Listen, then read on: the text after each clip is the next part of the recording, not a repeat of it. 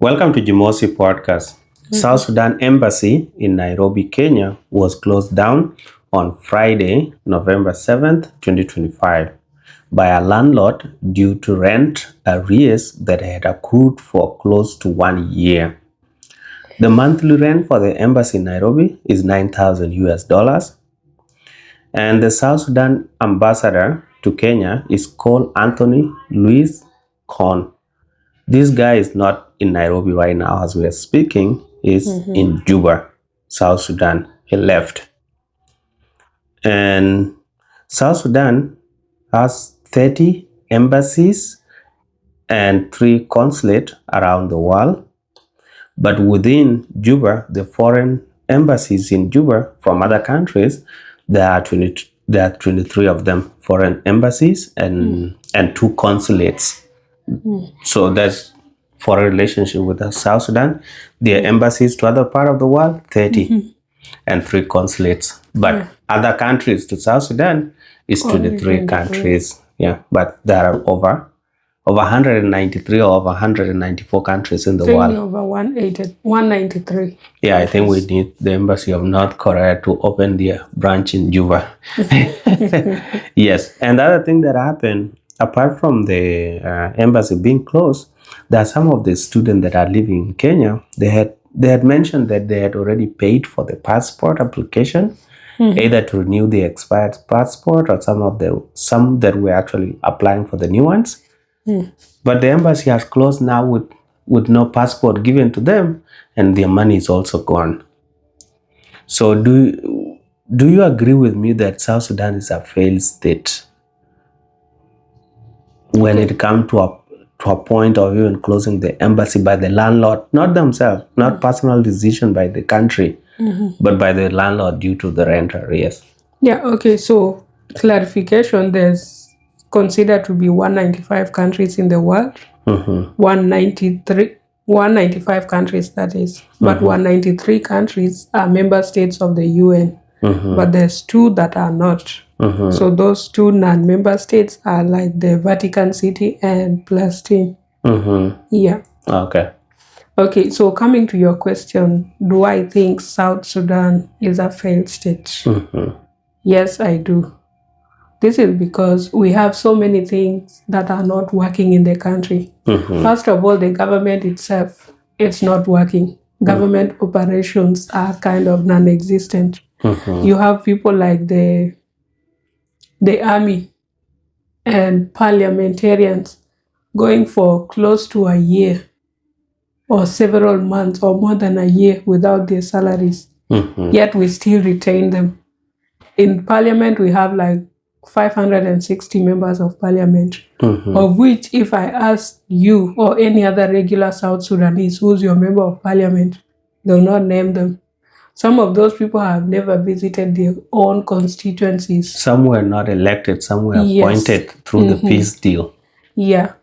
So that shows we have too many obligations within the government that it cannot meet. And remember, the only source of revenue for South Sudan government is oil, crude oil to be precise.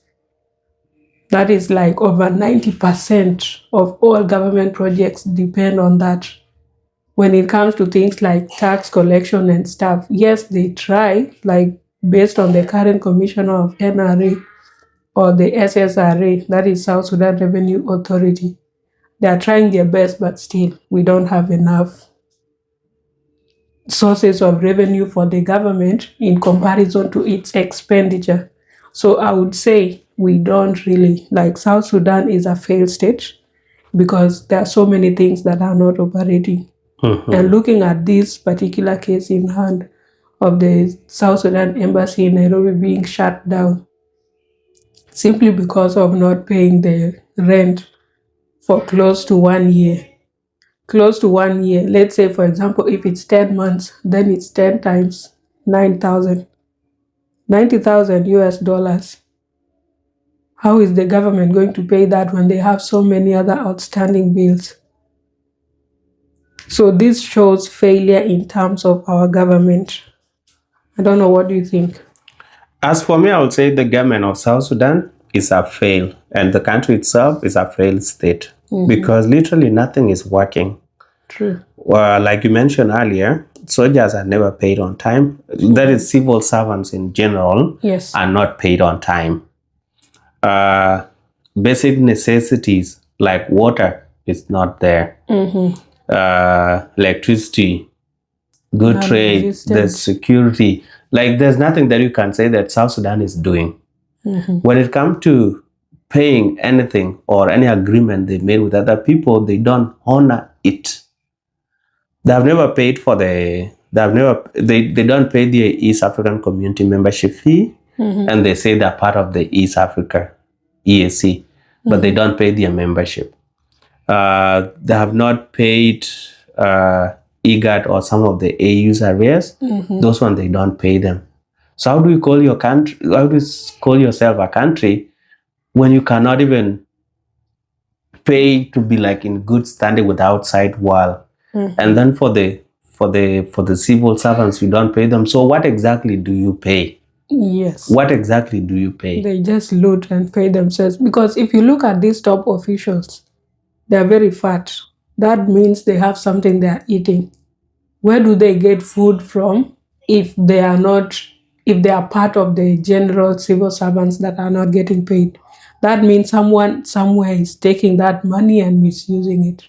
Yes. And then also, when you look at the whole country, the way that this budget thing or paying of these responsibilities supposed to work is not supposed to be the work of President Kiir to be making sure that all the embassies have been paid for the whole month. It's not also the work of the Ministry of Finance to make sure that these people are paid. It is the work of the Foreign Ministry of Foreign Affairs and International Cooperation. Those are the ones that are responsible for that. But how do they become responsible for it? They become responsible through the budget that is allocated to them. So once the budget is allocated for the entire country, then every department goes with their budget part, and then they deal with their issues. Yes. So if the budget of which has not been read and has not been prepared due to no executive meeting happening, the cabinet have not been meeting for over 8 months. So they have not worked on the budget. So now the Ministry of Foreign Affairs have no budget allocated to them to say, okay, this amount of money is for all our embassies. And this one is for all our staff that are working either outside the country or inside the country. That one has not been done. But we still go ahead and call ourselves a country. These people thought that like running a country would be like running the SPLA. The SPLA movement had no embassies. They had no civil servants to pay. They had no citizen that has expectation of water and electricity and services to be delivered. So that's why they used to feel like if you get this country, they're going to rule it. If they get that money, they were just looking at the money, but they didn't see that more responsibilities will be expected of them. Yes. And this is why they're all struggling. But who can fix all this? Is the president. But every time people try to say president not doing his work, then people everywhere, no. Relatives. Yes, president is not the problem, are the people. No. Problem. Defense forces. Yes. The buck stop with the president. Yeah. If he can't live, like if he doesn't know how to fix the thing or how to hold people that he has appointed accountable, then the country will just going to fail. Like, it's totally like this country is failing. Every to the day. Point that people just will be sitting like this and then, okay, let everyone just rule his own home.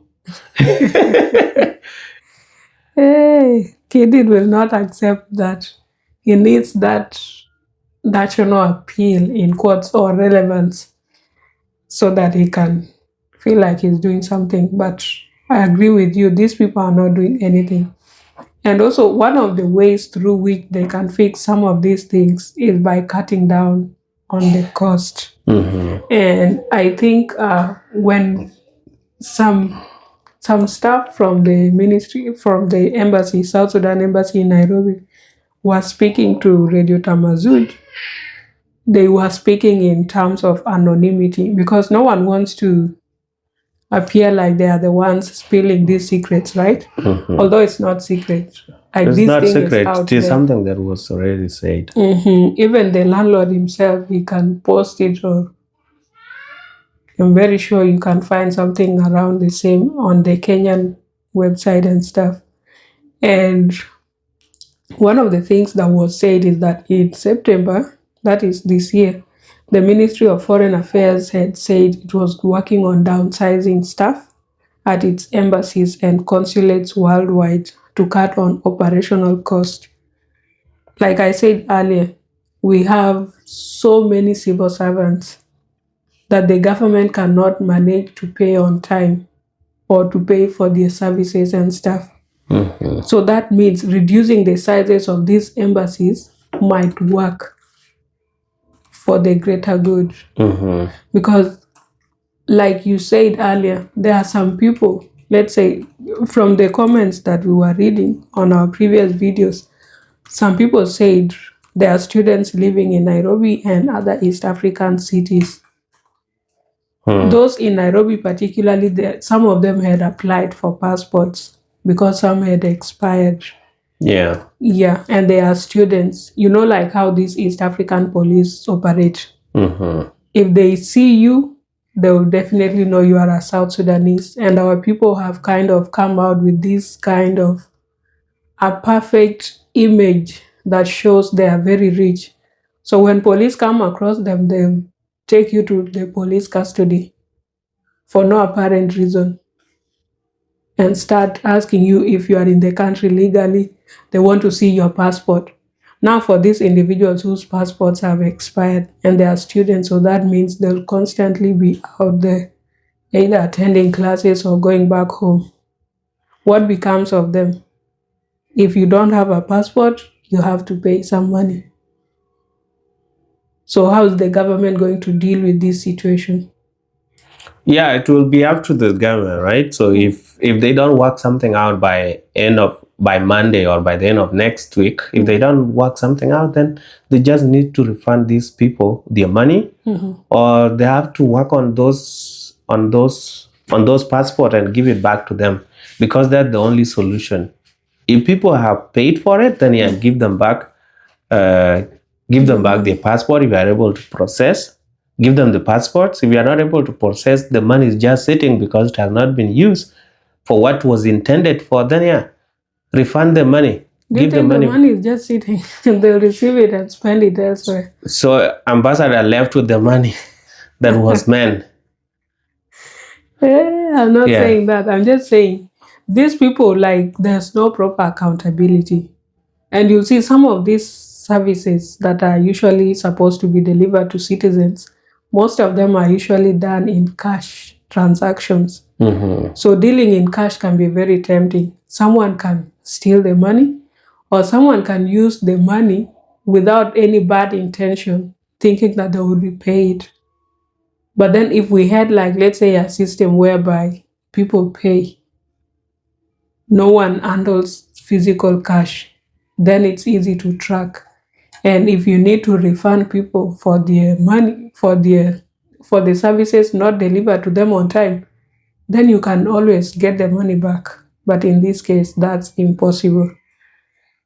And I agree with you on that. If these people are not bringing the passports, then they should refund the students so that they can use their money for other things. As a student, you're not working, so you are constantly in need of cash to do 1, 2, 3. Yeah, and I also agree with the plan that was announced earlier or few months back about the reduction of the embassies worldwide, because we don't need all those. There are some countries that we don't actually need embassies in them, especially even the Western world countries. I feel like most of South Sudanese that are outside, 90% of them are people that have residencies of those countries. Or citizenship status. Or citizenship. Yeah, so they can always get any subsidy that they want from the country of where they're residing in. They don't need South Sudan consulate services. True. So the government can reduce it for now, and then in the future, when the government pick up and they're able to handle a lot of things, then yeah, they can open more embassies if they want to create that bilateral relationship with different countries. They can go ahead and do that. But having embassy in Italy, in France, in Germany, in most of other UK countries, European countries, what's the use of it? I have embassies where we have a lot of people that need those services, like Kenya and Uganda. Tanzania, you can even leave it out. Rwanda, people can take bus 8 hours and then they come to Kenya if they need those services. Or they can just have a consulate where 2 people can work. So long as that country acknowledges that these people are here, you don't need like a whole over 10 people to work there. So long as you need something that will provide services to your people, you don't need a lot of embassies. And that's why there are over like 193 or 195 countries in the world. But it's not all of them that have embassies in South Sudan. There are only 23 of them. 10%. Yes. So where are the other 180 something or 170 something, 172 countries? Where are they? They cannot afford, they don't need to be there. So the same thing should apply to South Sudan. In countries where you are not really needed, don't have the embassy there. Have embassy in a country where your services are essential to your citizens and you have majority of your citizens. And when we speak of Uganda and Kenya, it's because we have lived in those countries for ages. People moved to Kenya in the 90s.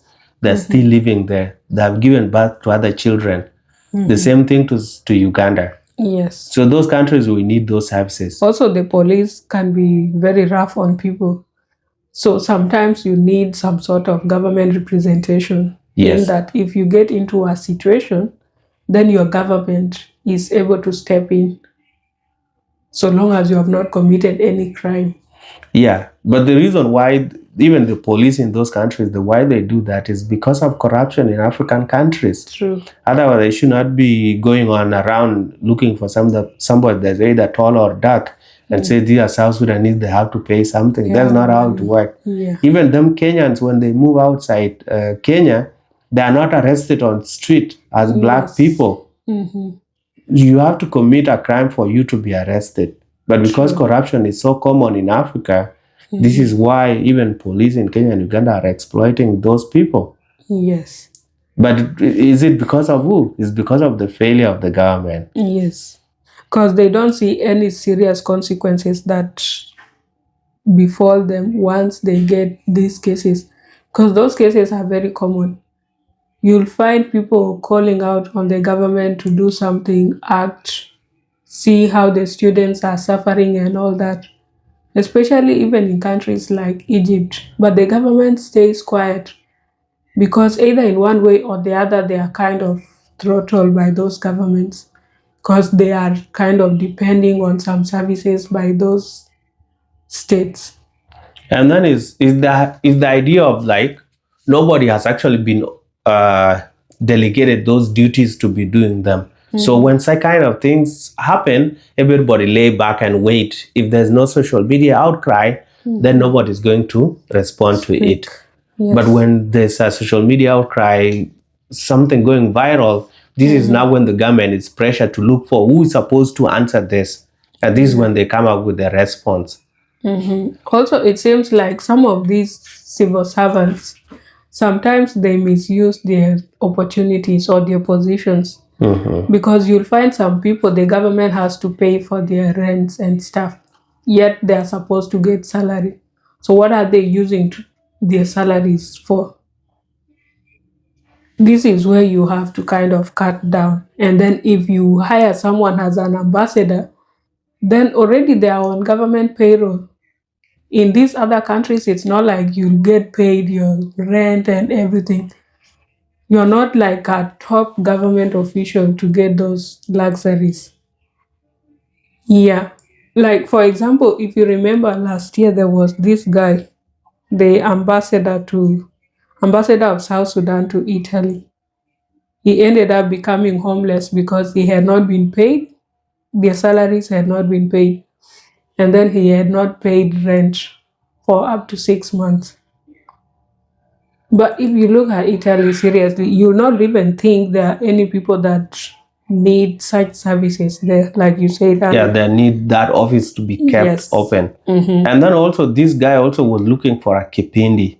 He was looking for a side shows. If he was appointed to go and have the office in Italy because the South Sudanese there, if things came to us, he would have talked to those people that he was going to give them, how do you call it? The services. The services, and say, I'm being kicked out. Do anybody have a room so that I can squat in? Why did he have to go straight to the street?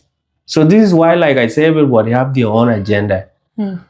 If he was appointed to go there, like where there are not a lot of South Sudanese, then yeah, that embassy was not supposed to be there. Yeah. But if somebody was to come here to the North America, ambassador is being kicked out, then yeah, like it can just get somebody that has 5 bedrooms, a South Sudanese that has 5 bedrooms, and then instead of him being embarrassed, he can squat in one room as the government fix out this shit instead of loitering on street of New York. And then, like, some of these people actually have relatives, and they are very corrupt, because these people would literally take their relatives and bring them to those countries with opportunities, or they grant them some special kind of treatment and stuff. And you can clearly tell, like, almost in every country, there's no tribe of South Sudan that is not present. So if you feel like other people might not understand your situation, then you can easily reach out to people from your own community and then see how you can get help. And if you have relatives who are well off, get a ticket and go back home. You can always go back to your house. Yeah. If worse come to worse. But then anyway, we don't really know like the details behind the circumstances surrounding that ambassador's situation and why he ended up crying on the streets of Rome. But that's one thing that shows that the government is failing. If you send ambassadors on foreign missions and then you don't pay them for months and their rent arrears accrue for several months, then how do you expect them to live in those countries? And it's not like they migrated to go and work there, such that they can easily get their own income and stuff. Yeah, and even some of these ambassadors are not even professional. Some of them misbehave. There was one of the guys, I think it was ambassador to US or to the North America that was living in Washington, D.C. I think there was a live video, he was part of the participants, and then he went to use the washroom on live video. So where do you get this kind of people? And it was not fired. It's like he was not wearing a trouser or something. I remember that. Maybe he was even wearing boxer and then just walk up and go. During COVID-19, right? Yes. The time of Zoom. And he was actually on camera. Some people say he was even drunk. Mute. He was on mute. Yes. So he just went and shouted people. So you see, this unprofessionalism that's so common in South Sudan government, but they don't want to address it. Yeah. They just let it slide. The other time, Amor was still serving though. Amor was exchanging. Amor, the press secretary for the president, was exchanging insult online with somebody, a member of society or a South Sudanese. A lawyer, not just somebody. Is going to be a member of society. They were just exchanging insult, but nothing was taken. And this is a president press secretary. Yeah. As much as some people went ahead and say, no, it was outside the work hours. So long as you still hold that office and the topic that was being discussed had something to do with the presidency and the vice or with the government, you're not supposed to be insulting people. Yes. You are not even supposed to comment on such issues if you are a civil servant in normal countries. The president actually went ahead and said to tell the girl to tell Amor what she was told. To insult him. This is unprofessional, even from. But is it even true? I don't know. I feel like that was just allegations. So how did the whole story die? It just died a natural death. Yeah. But yeah, like I feel they need to do something. Reduce the size of government if you are not able to paying your expenses and stuff. Yes, sometimes President Kiir feel like these people will have to do their job, but they will not. He's the one that's supposed to guide them. These people are your employees. That's why you have the appointing authority of firing people every week. So if you have those powers, then it simply means you are the one in charge of the country. Be thinking of how to fix all these issues that you hear every day. Yes. Instead of just telling the person, go do this, at least you should have an idea of what's supposed to be done there, so that when you tell them to go do, you are having expectation of what's supposed to be done. Yeah. It's like when you're building your house, you don't let the engineer do their own things. Otherwise, they will just build anything, then they come show it to you. You have to give them a guideline of what to do, and then you have to keep checking on them just to make sure that they're doing the right thing. But this country where like you leave everything, cabinet, the executive meetings are not happening, budget is not being worked on, the economy is not being diversified. And then at that time, the SPLM was bashing the South Sudanese citizen for misusing the 512 tractors. The government gave them. Why did they misuse them? That was bullshit, man. Yeah, these people don't want to take accountability, including President Kiir himself. If the government is failing, then it means this rot is starting from the head to the toes. So there's something you are not doing as the head of state. That's why things are not working. And they need to be addressed, not by any other person, but by you. And one of the things that we constantly say on this podcast is that President Kiir is failing this country. How? By constantly recycling the same people. Like recently we saw, he fired the Minister of Finance after serving for only 2 months and 13 days. That's such a short duration. There's nothing that you can do. Yes, within 3 months. Usually when you are hired in most government or even in the corporate positions, they'll give you 3 months probation period, whereby you have to prove yourself that you can actually handle this role. If you fail, then you can be put on performance evaluation. If you do what is expected of you by the end of those 3 months, then you can get some extensions until you become permanent employee within that department or within the corporation. But in an instance where you just fire people like that, this would actually encourage corruption, because someone would know you are only there for 2 months or 3 months max. So during that time, instead of focusing on long-term projects, you just do small things, and whatever money that comes your way, you pocket it for rainy days when you are fired. Yeah. And then you don't know when you'll be recycled back into the system. So I feel like Kidid himself is also part of the problem, and he's actually like the major contributor in terms of how the country is failing. And if they cannot manage some of the things, then they should give some of the department to private citizens that shows how to do things. Especially this idea of doing the passport. I think it can be done with the help of the Ministry of Interior in the background. But again, if it is given to the private citizen, it will run properly. Because these people will be making sure that the booklets are there. Yes. And they're charging what the government has said charge. And then they will be making sure that everything is running properly. Then the government just take whatever they want to take. The work of the government in the background to check is just to make sure that the people being given these IDs and the passport are South Sudanese citizens for security purposes. But the printing, the purchasing of the booklet themselves should be in the private hand if the public has failed. Because most public corporations usually fail because of mismanagement and embezzlement of funds or misappropriation. But if you are working as a private entity, then your main goal is to make profit. So you'll make sure at whatever cost that you'll constantly have all the supplies that you need to perform your work.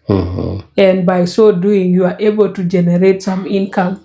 And then even if the government is taxing you, or they are getting some percentage out of your own operations, you'll still be able to float in the economy.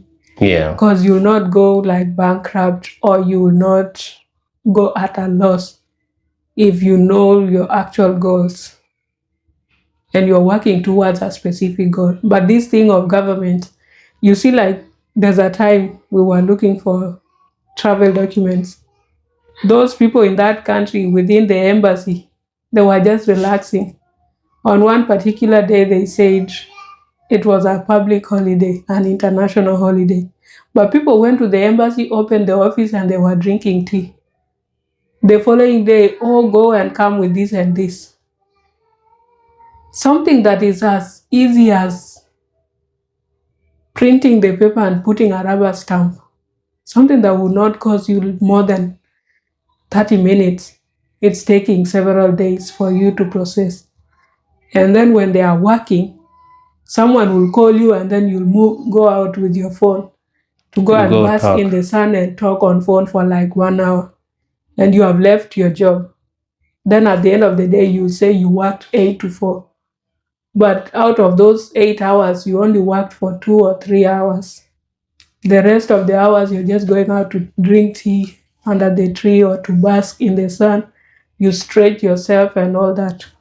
And even the government themselves, they have not opened somewhere where we can be reporting our grievances or our, how do you call it, when you are not satisfied. Yeah, when you're not satisfied with the services provided, where we'll be taking those complaints. These people misbehave and then it ends there. I'm sure like people can fight on duty, employees, civil servants fighting with the public, and it will be not taken anywhere. It will just end there. And I've seen that with a lot of traffic officers fighting with people on the street. And nobody is disciplined. So this country, man. Yeah, there's a lot. And this guy has been given enough time, 20 years, 20 years of ruling. By now you should have fixed some things, at least have one thing working. Yeah, that's what I was about to say. If you have at least something that is working or functional during your reign, when you die or when you leave office, at least people will remember we got this during this president. Remember, for example, in Kenya, during time ya Moi, there was Maziwa ya Nyayo, right? That milk program. A lot of people still remember that. During President Mwai Kibaki's tenure from 2002, there was free primary education. Yeah.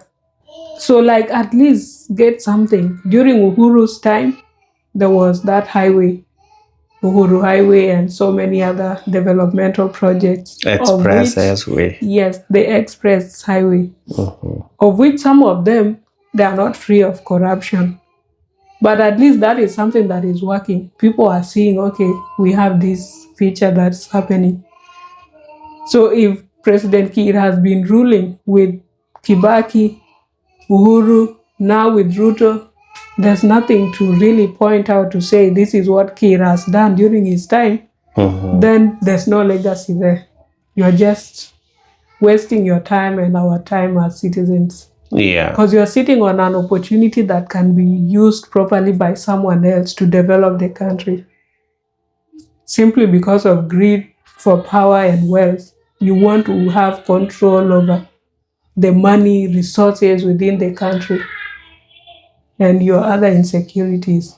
Yeah, sometimes people say that there's no one else that can do it better. No, there's somebody else that can do it better. You are not the knowing all for everything. Yeah. Give it to somebody else. We had Garang for close to 22 years. He went. Even you, like you're close to those 20-something years, please leave it. Give it to somebody else. And at this time, we don't want somebody that's going to hold it for another 20 years. Yeah. Somebody that's going to hold for 5 years and we decide. Yes. If this person is not working properly, we remove him. Yes. And then we get somebody else. And that's why you find a lot of people are talking or calling for elections to be held, at least so that we have a legitimate government that we can call out if they fail to do something. This government is like a government that was imposed on us as citizens. Nobody actually went to the ballots to elect them. And then they have been in power for that long, keeping on recycling their friends, relatives, and close associates, plus their children. But they are delivering zero services to the citizens. Yeah, I'm very sure right now, if you go to those interior places or deep in those other states, not within Central Equatoria, because that's where the capital is, if you ask someone about the government, they will not know. People are just living their life. Yeah, they don't really know anything about politics or what's currently happening and all that. They're just going about their day, looking for something to eat and taking care of their children, and that's it. But if the government was effective, then even these issues of insecurity, they'll not be affecting people, and people will know that there's somebody somewhere who has their best interest at heart. Yeah. And are working to make sure that our country develops. Mm-hmm. They'll see development in terms of roads being built. Mm-hmm. Yeah. And so many other things like introduction of schools, better healthcare system, and having some systems working. Yeah, and the Unweng is there. Unweng has left the cow to be eaten or to be fed on by the lion, as it was mentioned in the past. But some things in this country usually turn very quickly. When it first started as Unweng and the kind of things, Unweng came. Now these things are too complex. It's not even able to do anything. It's unable to defend the legacy. Yes, apart from visiting people. And we have said that they are ruling this country like Mr. Ikimeya book. Where you go visit them, they will be happy. No, we have something tangible. And I always feel like these people, if they choose one thing to do, they can do. Yes. If she was to say, okay, let me pick on one thing, work on the cleaning the payroll, working with all the department to make sure that the payroll for the government is clean. She can fix on that. Workers. Yes. If she say we'll deal with the hospitals and sanitization. Yes. Make sure the public hospital are always clean. Doctors are arriving on time. As much as it's not within her ministry, but she's the presidential envoy for special services. Programs. So she can pick on any and fix it. But she's not able to fix it other than visiting old people. Go to this, pictures, go to this, posting how she was. That hype the hype is already gone. Yes. We are back to square one. People actually don't give a damn about what Unweng is currently doing. For those who don't know who Unweng is, we'll put the link to that video. Go and check it out. But Unweng is the presidential envoy for special programs. Yeah. ASK. Ask. Yes. Yeah, and actually, like, I feel like the fame and all that popularity that happened around when she was appointed and all that, people saying, oh, she's qualified, even if it's her father who appointed her, blah, blah, blah. What is she doing? Up to date. The embassy has been closing her present. And I don't know what her job description is, to be honest. Visiting old people. She has not done anything tangible. And I'm very sure she's on government payroll for that special programs that they don't disclose to us. If you are hired, do something. At least we need to have a clear path or point of action that indicates what you are supposed to do as a government employee. And then we need to see what you are actually doing. Some people were making jokes that she's the minister for enjoyment, tourism, and visitation. Hey. That ministry has to be created now that she's already fulfilling those duties. Yeah. The enjoyment. If you look at the kind of people she moves around with, this is more than 3 cars. They all need fuel, right? Very sure that's not coming from her own pockets. They are all government funded. Recently, I saw her in Nairobi. I don't know what she was doing in Nairobi. She went to see Dr. Ida, the late Raila Odinga's wife. And then kidogo, I saw her with Mabior Garang. And I think with Nyandengit. And then she visited Abel Alier. Yeah. You're like, is that why you were appointed into that capacity? Because since she started, it's always been visiting this state, this governor, this veteran.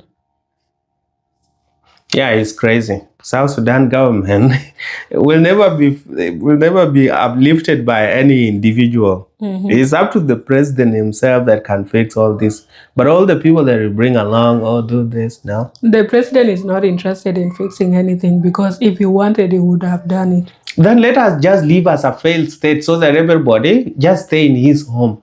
Like nothing exists. Family. Yes, you just do your farming, rule your family, you do your animal, you don't give a damn about that there's government. Yeah, it's a very tricky balance. And then, like I always say, like, if you want to see a failed government, the government of South Sudan, in Juba, they have never built any public school. True. The one that we got from the Arab people, those are the ones that are still as the public school right now. But the population has grown more than 10 times the population that was there in 2006. But they have not built anything. They are a brand new estate that has over 500,000 people, but there's no even a single government school. It's only the private. It's the private. And this is like the citizens that are just schooling themselves. Yes. And this is why I was saying it's just better to leave the citizens to live their life, organize their own things, even collect their own taxes if the government can't do it. Yes. Or we go back to that state whereby people used to be headed by chiefs. And then that single family where the chief comes from, they feel extra special. No, everybody to rule their own family. We don't want this when people start misbehaving with those. And this is where people will start saying, long time ago, who were your family? So you see, so it's better everyone just to live with your own family so that we don't refer to any family as a specific. As the subject or whatever. But the truth is, like, this government really needs a lot of cleaning to be done. And all this will not be fixed until President Kiir is out of power. Yeah. Because he doesn't have the energy to do anything at this moment. If he was not able to do something to fix the country in his between 50s. 2005 and 2015, then now is the wrong time for him to start. Imagine in 2005 it was 48. Damn. It was like Bolmel. Bolmel should be our next president, but he's corrupt as fuck. No, it will be like the same people won't be able to fix anything. So like the only person that I can vouch for is someone like Golden. Yeah, so at the age of 48 until now is 73, 25 years later. Okay, it was 20 years later. It was 53. Yeah. Because it's 20 years later, it's now 73. So it was at 53. It was not 48. But still 53 is still young. Yeah. You can even marry 20 wives. That's what you think a man think of. Polygamy. You can't think of fixing. Small energy, add one wife. And then you all fail. You bring up failed children. Yeah, simply because of polygamy. There's no total presence, there's no personal connection between you and your kids. Nivita from Nyumba Ndogo, Nyumba Kubwa, all those wives and stuff. Yeah. But yeah, like I said, someone that can fix South Sudan would be someone like Louis Kon if he's interested in politics. If he can be given the power. Yes. Because, there are so many enemies of progress. If he says he wants to vie for presidential elections, there are some people who would sabotage him. He will have no party. They'll say he's not registered, but he can go as an independent candidate, man. But then South Sudan people are not... They're not open-minded. There's no spirit of nationalism. Yeah. So they'll just be looking at how are they going to eat. But then if we have someone who's very strict and disciplined and also with integrity, then the country can be salvaged at this rate. Because look at what he did with the South Sudan basketball. For the first time in history, we even went to Paris. To the Olympics. Yes. To play. And it made history because I think for over 20 years, there had never been any African country going to the Olympics or qualifying for Olympics. It has always been these Western world countries and developed countries. But then with him, I think there were some countries that were going because there have to be countries from other continents, of which one must come from Africa. But the history that they made was winning at least a game. All other African countries that used to go there, they used not to win anything. And it's either Congo, Egypt, or Nigeria. One of those countries. Yeah. But they were not winning anything. So this shows you the kind of work ethics that this person has. And from the start, he was funding all these things from his own pocket. Because government never fund anything. Yes. If they cannot pay rent for embassy, who are the basketball players to play for their trip and whatever? So you see, that's how failed the country is. And then recently, I think they signed like some act to support sports and something. I'm going to check that and then put the link in the comments. And they were complaining of why the football team of South Sudan never wins anything, that it's not functional. They were trying to say that it's because we don't have the right people. People are being selected based on tribalism and corruption. They were talking of it. Yes, but they are failing themselves as government officials. And which is also true that in the soccer, the person that is in charge of there does not know, I'm not going to say does not know what he's doing, but is being influenced by other people. Politics. So you go in and work with the corruption. But when you go to the basketball, Luoldeng is a player that played in the NBA. He has experience. So he knows what is expected of players. If you come with a player that does not know how to play, given a ball and is not able to score, even a 3-point shooter cannot dribble, then it's not going to take it because you came with them. And you're not going to intimidate him because he has his own money. Yes. And it's not like you're going to call the shots because you're not really helping him in any way. Yeah, so that's why, like, nobody's challenging him. He has money, he has played him himself. He has proved that. Not just played. Yes, he has proved that he's an example of a success. When our kids play here in the NBA, they don't go to the level that Luoldeng reached when he was playing NBA. Yeah. They try, but then for some reason, I don't know, is it the motivation or there's nobody? Maybe motivation, because they don't go to that experience. Yeah, they don't go to where Luoldeng has reached. Yeah, but they are also here they have been drafted, which is good. But is it something that nobody guiding them, or they're not pushing themselves enough? But yeah, Luoldeng did better.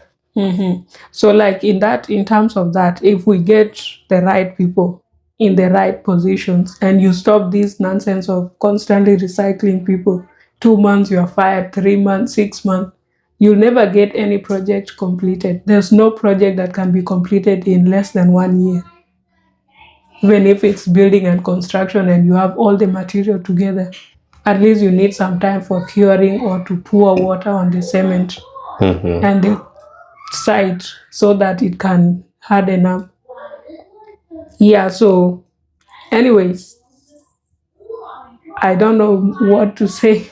Yeah, that's it for Jimosi podcast. Hopefully, the embassy will refund. The embassy will refund the people if they are not able to process their passports. And yeah, let guys go do something else with their life. Yeah, and they also need to communicate.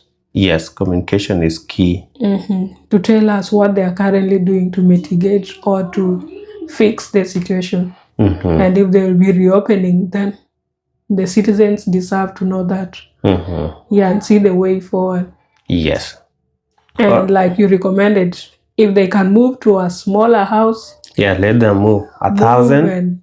So that 9,000 will pay for them 9 months. Yeah. You solve it. When things are bad, you cut your coat according to your size. Yes. You cut down. You can't be wearing oversized suit when you can't afford it. Yeah, or carrying iPhone 17 when you don't have a job. Yeah. Yes, so that's it for Jimosi podcast. Please consider subscribing, share, like, and leave your comment. We are on our way to 4,000 subscribers. Yes. Less than 800 subscribers. Yeah, 750. Oh, yeah, less than 750 subscribers. Please do the necessary and let us reach the